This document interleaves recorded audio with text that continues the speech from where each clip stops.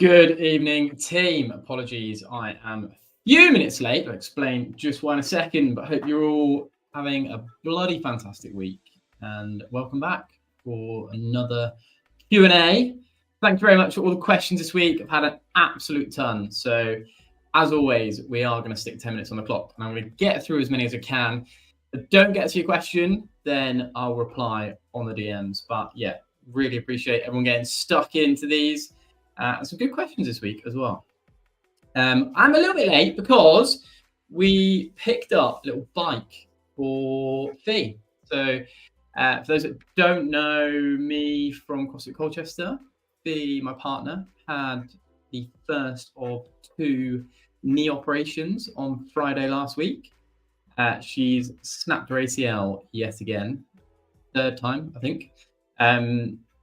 First op was a bit of a cleanup, and then in a few months' time, she'll have the actual knee reconstruction. And as part of her rehab, we've got a very basic spin bike so that she can start, well, firstly, just getting her spinning the pedals, i.e. bending and straightening her leg. Also a little bit of resistance in there, but just part of her rehab. One of the questions was actually about injury this week, so I'll get the timer started and we'll dive into that. But that is my justification for being 12 minutes late, I believe. And in the spirit of CrossFit, I'll do some burpees when I'm off stream, maybe not live. But let's get this timer going and get this Q&A underway. 10 minutes on the clock, as always. So the first question, as I said, was about injury. I'll keep it generic because their question was very, very specific. But in short, it was, how do you get back to training after you've got an injury? So I'll speak to what we've done with Fee. Now, Fee has been training for a very long time. She's been working with people in nutrition and healthy lifestyle bits for also a very long time. So I say we have done this. She's done a lot of this off her own back, of course. But when you have got injured, obviously, first and foremost, you want to make sure that you've got that injury diagnosed. You know exactly what is wrong, what you've done, how bad it is, and get some professional advice. But there are some general bits of advice that you will get and that carry themselves across almost all, I won't say all, almost all injuries. Nutrition-wise, we want to make sure that you're paying attention more so than ever to having a super nutrient-rich diet, because all injuries are going to need those nutrients to encourage and help rebuild whatever it is that you've strained, snapped, or injured, however you injured it. So super nutrient diet, nutrient-rich diet, lots of fruits and vegetables. Second thing your body's going to need is lots of water to transport those nutrients around. So just making sure you're drinking, you're on top of your water. And then, of course, sleep. Now, more than ever, it is important to sleep as much as possible. Fee's felt super tired. Of course, she had an operation, so more to the extreme end of things. But she felt super tired since she had the op, but has not, by any stretch of imagination, felt guilty for taking naps and encouraged her to take naps as and when she has needed it. Sleep is super, super important. You're going to put your state in, put your body, in a state that is absolutely optimal for fixing things that need to be fixed, right?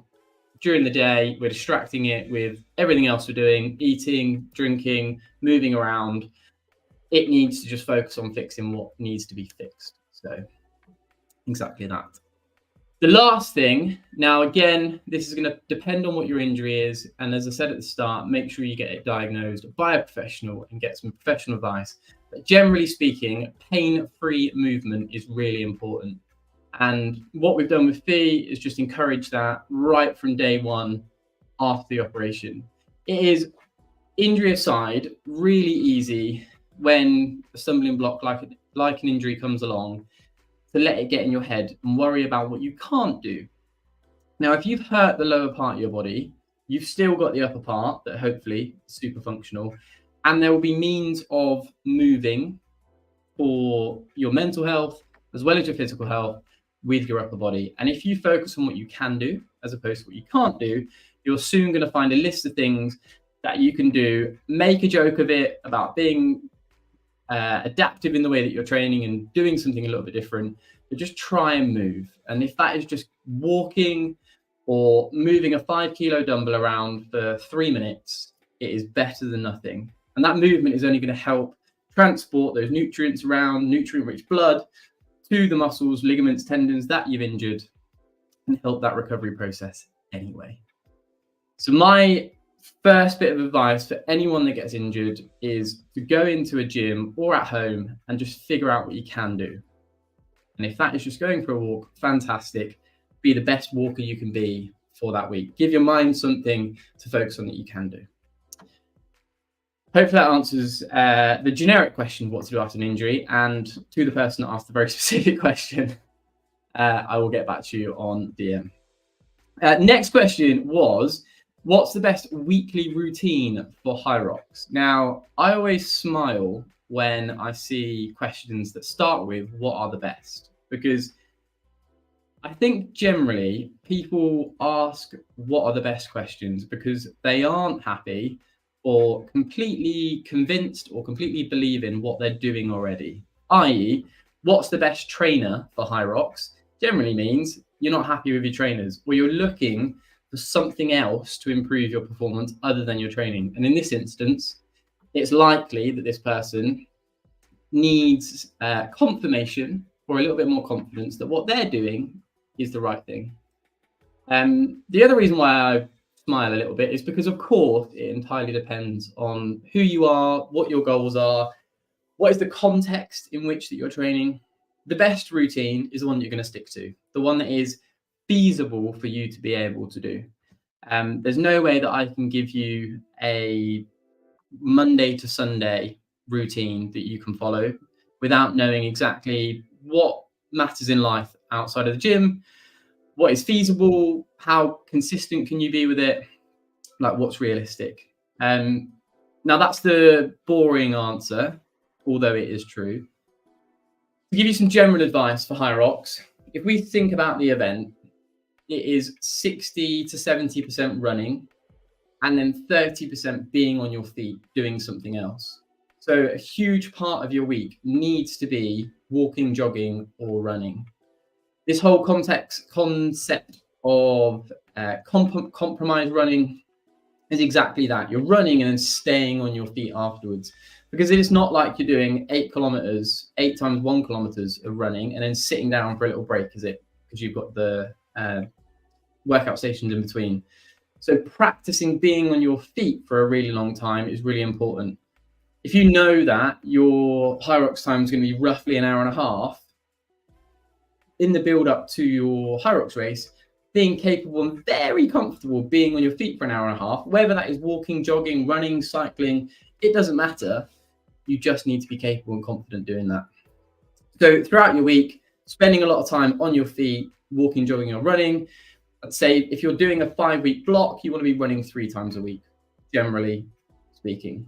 Those other 2 days, depending on where you are in the build up to the race, want to be spent on strength or event-specific movements.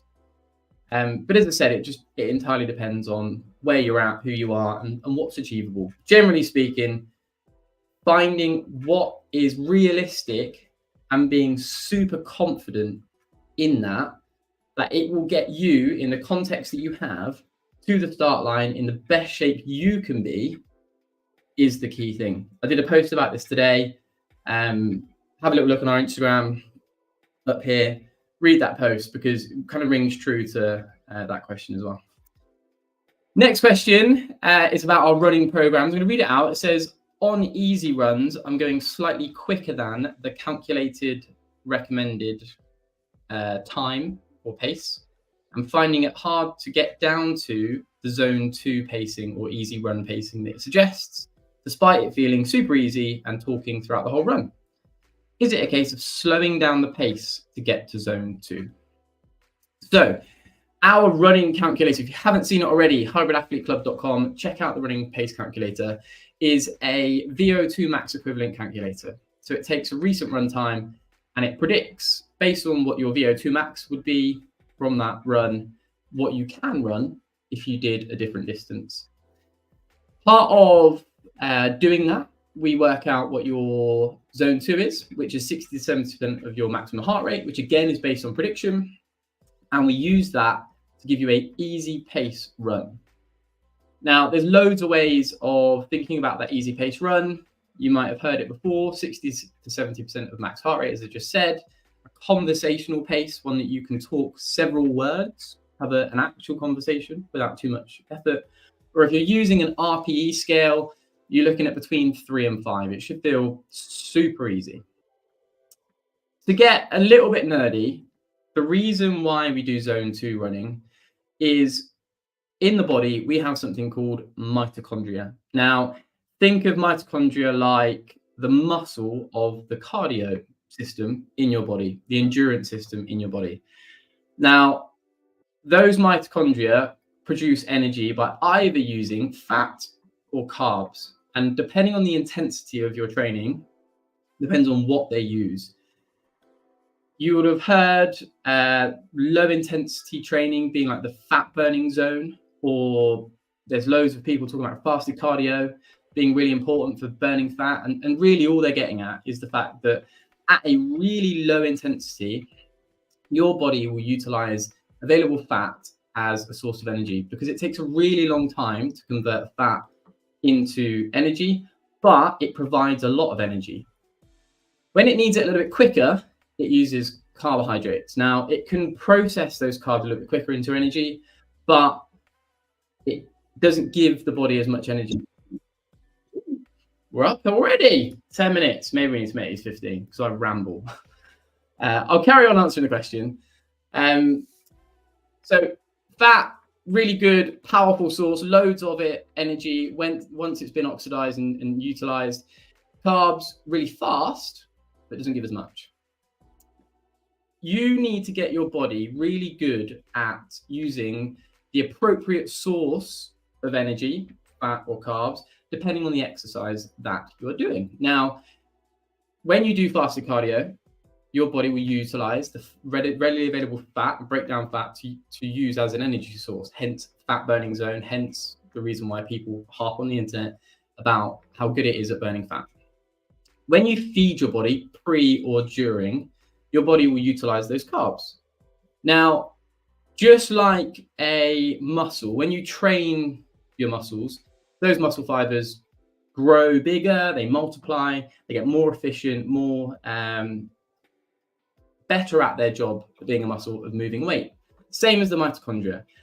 Your energy system gets better at its job the more you train it. Now, similarly to a muscle, if you lift a bit too much weight or you lift too often, your mitochondria, your energy systems can suffer very similar symptoms to an injury. They can get really tired and struggle to do their job, and they can struggle, or they will opt for different energy sources in order to do their job. Now, if we are going to go super long endurance, getting enough fuel in your body is really tough. So you want your body to use fat for as long as possible because you're going to be moving at a slow pace. We want it to be really good and efficient at utilizing fat as an energy source.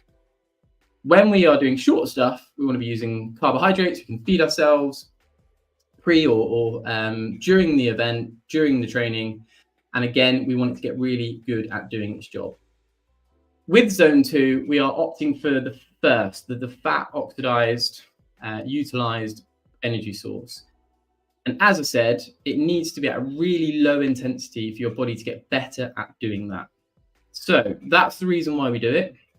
The reason why it is at a specific intensity, and the reason why it is so easy. Assuming that you do it often and do it for long enough in months and weeks, your body's going to get better at that. And the pace at which you can move whilst keeping your heart rate down will only get faster. And that is why we incorporate it for a really long time throughout our macro cycle, our long training cycles is why we keep it in there for so long. That's a very long-winded explanation, but hopefully that gives a bit of context of why we have zone 2 training in there. To answer your question, should you bring your pace down, you just want to make sure that you're keeping within those parameters that I explained. So either you're hitting 60% of your maximum heart rate. Now, that's only useful if you've got a heart rate monitor on. The second option is that you can hold a conversation. We're looking at like a sentence at a time. So you said that it feels super easy. That's probably a good pace for you, even if you're going a little bit faster than the calculator suggests. And then the last one would be, lost my train of thought. Ignore me. Heart rate, being able to talk whilst you're going. They're the two things. If you haven't got a heart rate monitor, just make sure you can hold full sentences whilst you are training. As always, calculators on the website or any calculator in life is just going to be a guide. So without doing specific max effort tests and working at your exact maximum heart rate or predicting very accurately your specific maximum heart rate, you're going to have to use the calculator as a guide for your training. So use it, but during your sessions, adapt that pace as you go. And obviously, if you're on one of our running programs, what you'll notice over our 8-week programs is that we have a 4-week block, we retest, and then we re-establish our training paces. And obviously, that's because we're adapting to the training. So hopefully, the pace that we are in zone 2 gets faster. If you're on our 10-week blocks, that happens in week 5. And you want to be incorporating those retests in your training to make sure that your heart rate zones are accurate. Hope that was useful, team. Again, as always, I've missed a ton of questions on there. Maybe we'll go to 15 minutes next week. If you haven't had your question answered today, I'll answer it on DM. If you've got any other questions or you want me to elaborate more on what I've just said or explain anything that confused the hell out of you, drop it in the comments and I will get back to you in there. Have yourselves a wicked weekend, team, and I will see you next week.